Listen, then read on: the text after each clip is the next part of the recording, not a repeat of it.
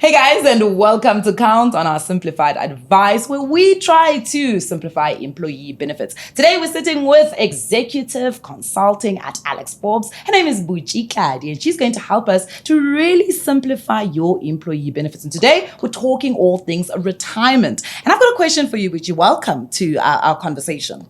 Thank you so much. It's a pleasure being here today. Absolutely. So what options does one have if they want to consider retirement planning? There are a number of options that are available to individuals considering retirement planning. So one could look to save as an individual, and through that they could get an individual retirement annuity.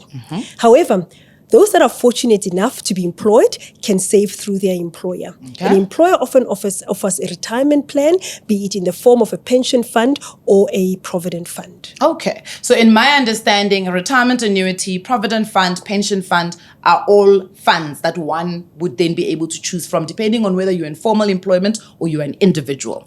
Correct. So historically, there were differences in terms of how those plans were treated or the benefits were treated, particularly at retirement. However, all of that had been harmonized, and one can look into the future where all three are pretty similar. All right.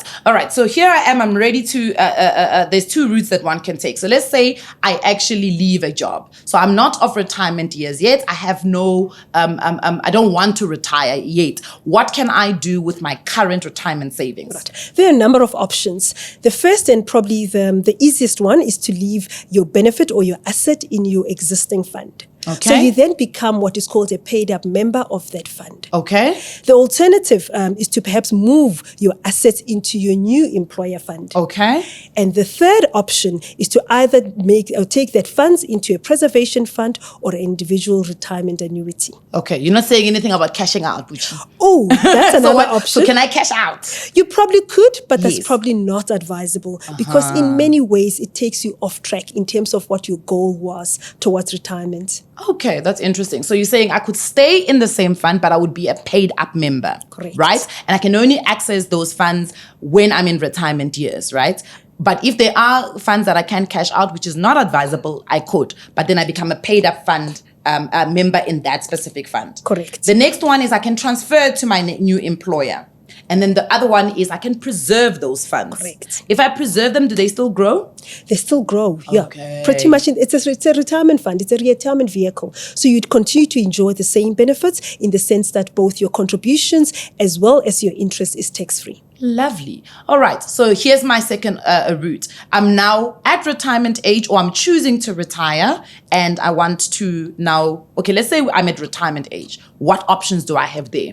Right. So at retirement, we need to make a distinction between leaving your employer and leaving your fund. Okay. So you could leave your employer, but not necessarily leave your fund. Okay. Which means that your benefit or your asset remains in the fund, and you could leave it there as a paid-up member. Yes. And not trigger a benefit payout. Okay. That is only triggered one day when you choose to retire. Yes. So you could leave it in the fund until you are ready to access that benefit. Okay. So when I'm ready to access the benefit, how much of that money can I actually cash out? What do I need to do to make sure that I at least have monthly income in my retirement years? You obviously, the first thing that I would advise is that you see an advisor so that you are counseled about your options. Yes. But generally speaking, there is a portion of that is accessible as cash. Okay. However, you are obligated to then buy an annuity. And in essence, it is a vehicle that will continue to make monthly payments to you in your retirement. So a portion of it can be taken out as cash, but a portion of it has to go towards giving you an annuity and a means to continue earning a livelihood.